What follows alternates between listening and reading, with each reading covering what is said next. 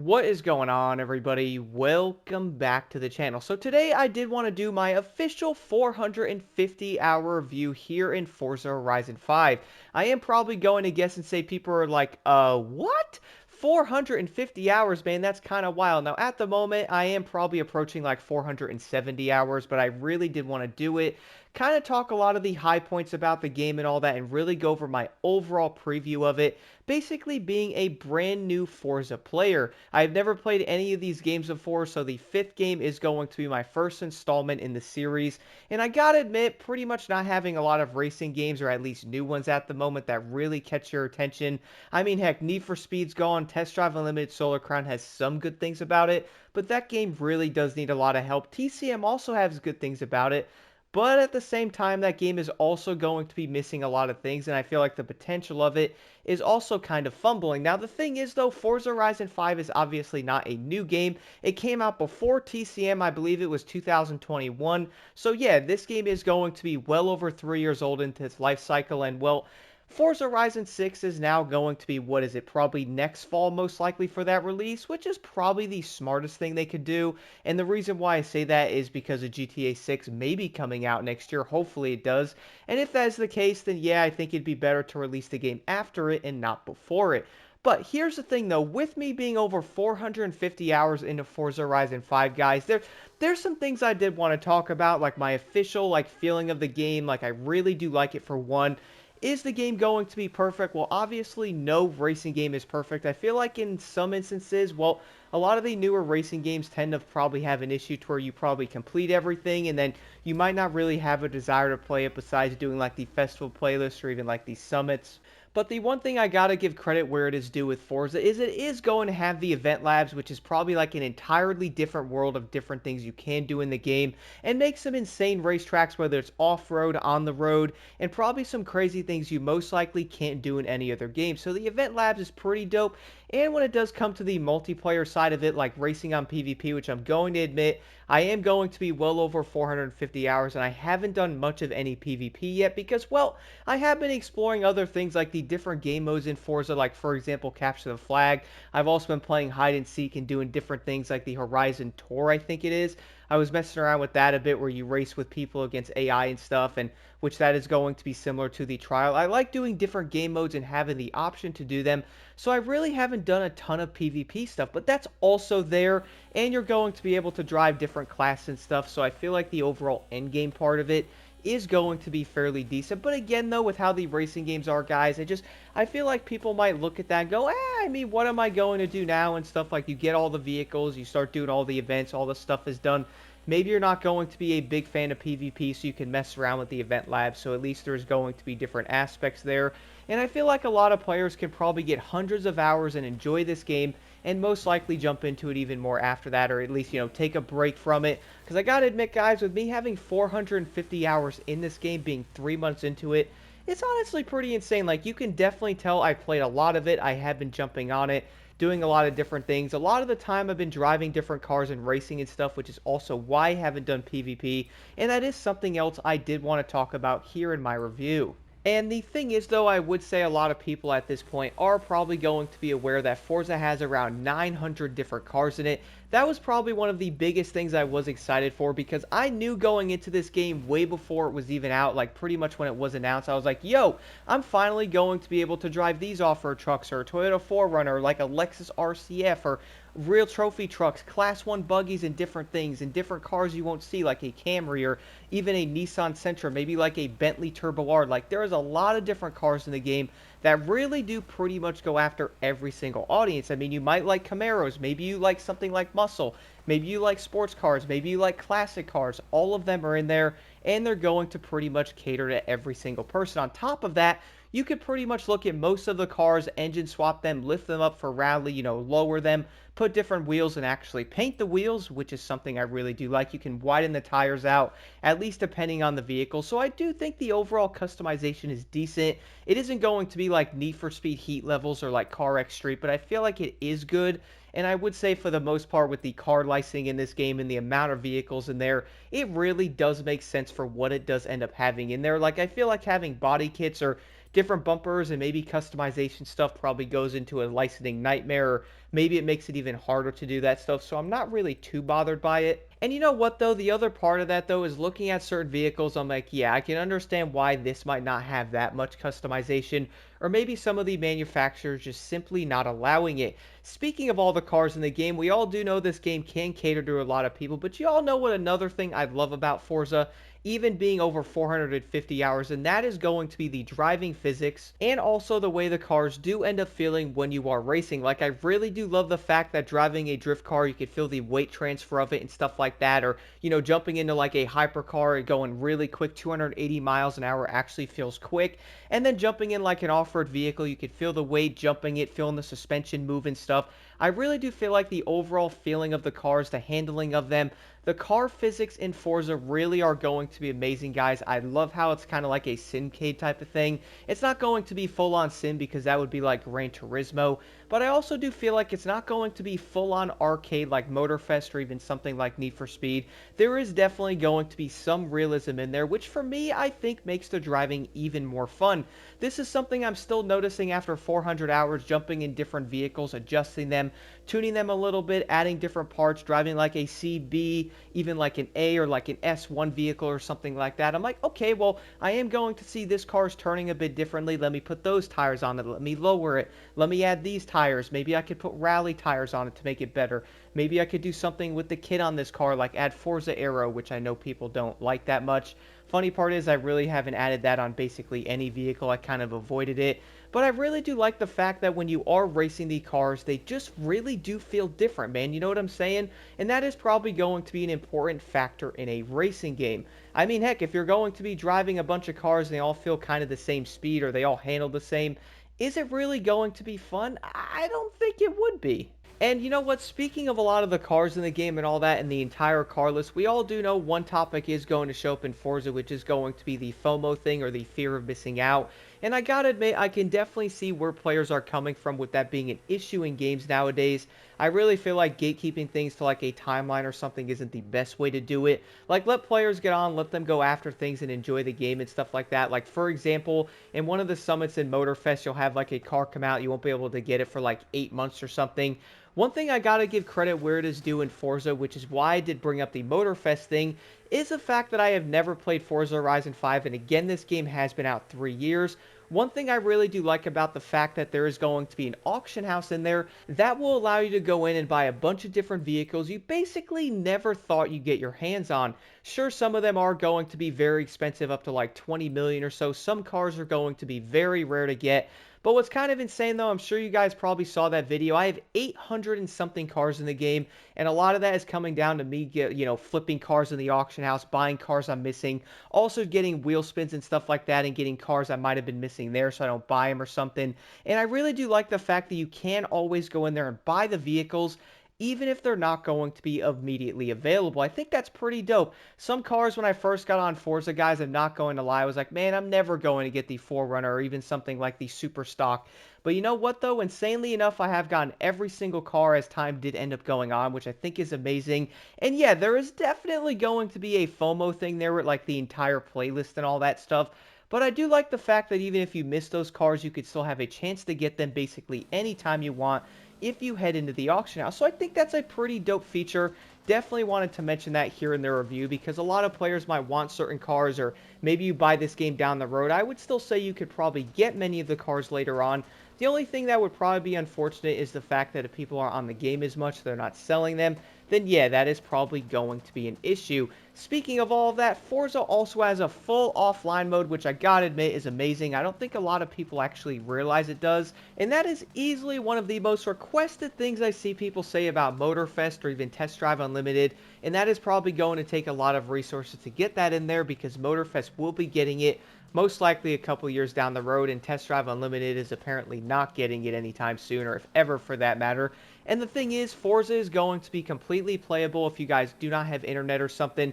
you can get on the game, still do a lot of the content. Like, yeah, you can't do something like, let's say, the auction house or, PvP, but you could still do the entire playlist if you want. It is pretty much just going to be super wheel spins and regular wheel spins, I believe, when I checked it.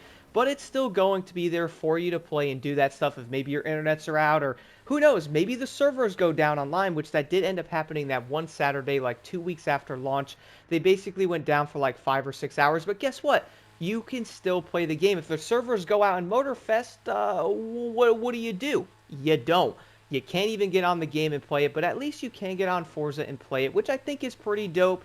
This game is going to have a full offline mode, which you've got to admit, I think a lot of racing games or games in general probably do need something like that. Now, the next thing I did want to talk about here that I'm still loving even after 400 hours is going to be the upgrading system in Forza and the tuning system. Now, I did end up making videos about this, guys, but look, this is going to be one of the biggest things about Forza that really do set this game apart. Like, yes, we can all agree that maybe the map isn't going to be that perfect. Like, sure, would it probably be better if it wasn't like a full-on desert in some places? Yeah, but overall, I gotta admit, I'm probably the weird one here going to say that I like the map. I really do like the way the graphics in this game look. I think it fits it very well. Kind of gives it like a realistic type of feel. I don't really know how to explain it. I just like the way that it looks, even in ways over TCM. Like, I gotta admit that stuff when I do see it. And I wouldn't say the map is going to be terrible. Could it be better, though? 100%. But is it the worst map ever? I would probably say no to that. But with that, though, you are going to have plenty of roads, off-road areas, and different things you can build on. And again, we're also going to have the Eventlabs, which allows you to pretty much build stuff anywhere for that matter. Pretty much like a customized track or anything like that. But the thing is, though, being able to upgrade and tune your vehicles the way you can in this game is so dang fun. And I feel like that's probably going to be the biggest highlight for people. I mean, heck, like that one video I talked about the entire car person thing, that is a big step, man. Not only can you actually engine swap cars, which is the only other game I really had fun doing that in, was going to be Need for Speed Heat more than Need for Speed Unbound, but in those games you can also do something like engine swapping your car and stuff, but in this game you can change the transmission in your vehicle, you can all-wheel drive, rear-wheel drive swap, you can even front-wheel drive swap, I think, maybe. I know you can rear-wheel drive and all-wheel drive swap vehicles, but again, you can do your transmission, you can lower your car, you can then go in and go, okay, well, I'm going to upgrade the motor on this, I'm going to put this motor in the vehicle, maybe the car is going to perform differently with that motor, and the cool part is, depending on the motor, the upgrades you put in that vehicle will make that car like a B rank or an A rank, making that car very viable and basically multiple different classes, and it's also going to be usable, which makes it even more fun. Sure, some upgrades are probably going to be better, certain classes will probably make the car better, but I really do love the fact that you can go in there and change some of them and actually make the car probably perform better, faster, and also a really fun experience for the most part. I think that's dope. And on the tuning side of it, you can also go in, basically adjust everything in the car, like for example the final drive, the gear ratios, the roll bar to make the car not flip over, or maybe, grip a little bit better and stuff like that. You can have better braking. There are so many different things you can do with the vehicles, which again, if you are going to be a car person or really love racing vehicles, I feel like no other game really touches this at the moment. With the scale of the cars the game does have and what you can do with them, I do not know of another racing game that allows you to do this stuff. Really does make me excited for Forza Horizon 6. I can't wait to see what they do with it next year. It is kind of unfortunate that the game is going to probably be like a year plus away, but then again, maybe that's going to be a good thing to let the game cook, not come out half-baked or something. We definitely do not need something like that again. Oh, and also, quick thing, speaking of the entire car list and all that in the game, this is one of the only open world racing games I have ever played that's currently on the market that is going to have diesel trucks in it, man. If you're going to like diesel trucks like the F450, for example, even like the F250, this game is going to have them. And I mean, heck, you can even engine swap a diesel motor into certain cars. I think you can actually put one of them in a Mustang, which is hilarious. Like, yeah, some of the engine sounds in the game aren't going to be 100% and stuff. Maybe they won't be that perfect. Personally, I haven't drove a car yet that I really was like, man, this thing sounds terrible. We all do know not every racing game is going to have the engine sound sounds absolutely perfect. Although I gotta admit, I think Need for Speed tends to do a good job at that. At least I think they do. Even sometimes in Motorfest, I feel like the engines sound off and the shifting of the gears has that like that clunky thing. So yeah, no game really is going to be perfect when it does come to that aspect. But I gotta admit, guys, all the cars I have driven, even the diesels and stuff like that, still feel, and I guess they do sound pretty dang good. And I gotta admit, the supercharger sounds in this game really do sound incredible, which I will cue the lovely Raptor R right now in the background, which, by the way, I love this truck. I was so happy to finally see this thing in a racing game. But listen to this, man.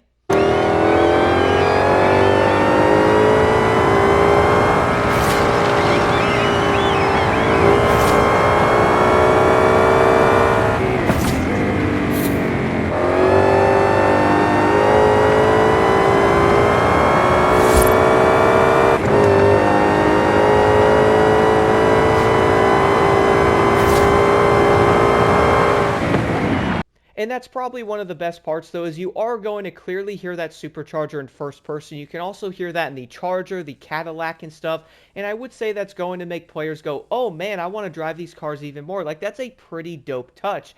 Again, I do understand some of the cars might not sound that perfect or that great. But overall, though, I think for the amount of cars in this game, I mean 900 vehicles, there is probably going to be a few things here and there that might not end up being perfect. The other thing I did want to quickly include in this review, though, is going to be the DLCs that also came out in this game, which I did end up getting the premium version of the game for PS5. So I did end up getting the Rally Adventure and also the Hot Wheels. I gotta admit, guys, one DLC is going to be 20, the other one's 20, so obviously 40 for both. If you do buy them separately, the insane part is a DLC like that for $20, I gotta admit, is also going to give you plenty of content, and it's going to be 2 different maps you get with it, and there's going to be plenty of challenges and different things to do, including new vehicles.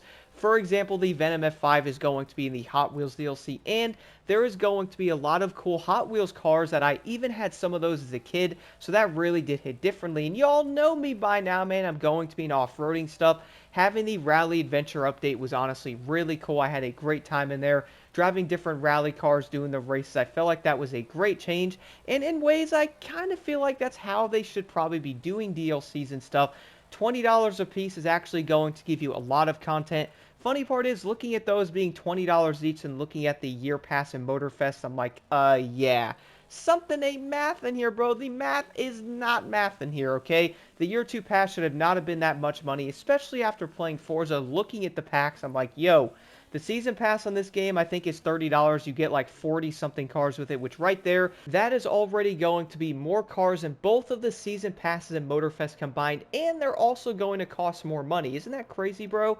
I really feel like when you look at that, you go, wow, that's, I think there should be more stuff in those passes, which I'm kind of hoping the year 3 pass isn't going to be a ripoff again, but time is only going to tell. A few of the other things I did like about this game, which again, I did talk about this in other videos, but I gotta mention it in the review. You know what I'm saying? That is going to be the car mastery thing, the fact that there's around 900 cars in the game. Every single car is going to have a mastery thing that's going to have unlocks in there. I really think that is going to be a very cool feature that other games can definitely benefit from. It is kind of going to give you a reason to maybe use some different cars or even some of your favorite cars, because maybe those are going to have perks or different unlocks. So I think that's a very cool feature.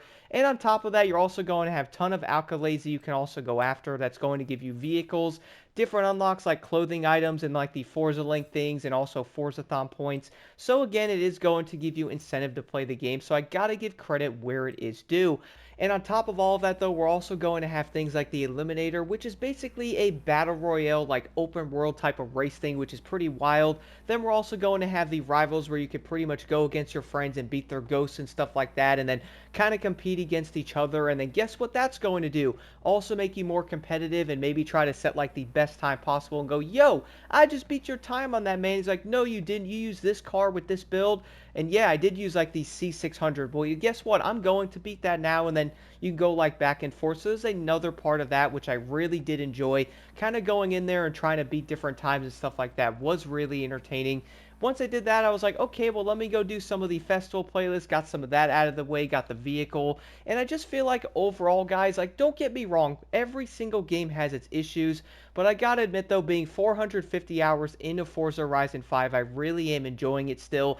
Am I going to keep playing the game a lot and, like, really jumping on it every day? I'm definitely planning to play it. I'm not going to, like, live on the game because I feel like if you play a game way too much, you are most likely going to pretty much make any game boring. So I feel like some of it has to be in like moderation, where you're not going to like live on it and put like 150 hours on it in a month. I know somebody that did that. I wonder who that is. Looking at you there, Blocked. Because I pretty much played the game so hard, some people can get burned out and stuff like that, but I'm like, you know what? I'm going to keep playing the game. I'm just not going to play it like 900 hours a week or something. And that way the game's always going to be fresh and still fun to you. Overall though, guys, I am still really loving this game, and I feel like after 450 hours, I am still hooked on it. I'm definitely going to be playing it. I really cannot believe the amount of cars we have in this game, what you can do with them. I was absolutely mind blown when I went in there and saw an F450 diesel. I'm like, there is no way. I then turned the page and go, oh look, there's a 1970 Camaro, and we got the Plymouth Fury and stuff in there. We have different Barracudas. I'm like, this is wild.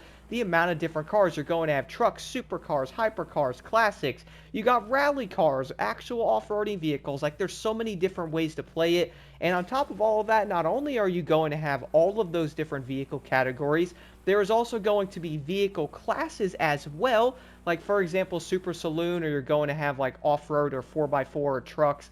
All those are going to be in there. Speaking of the trucks, we also have the Mercedes. Love that thing. I even had to make a separate video on it.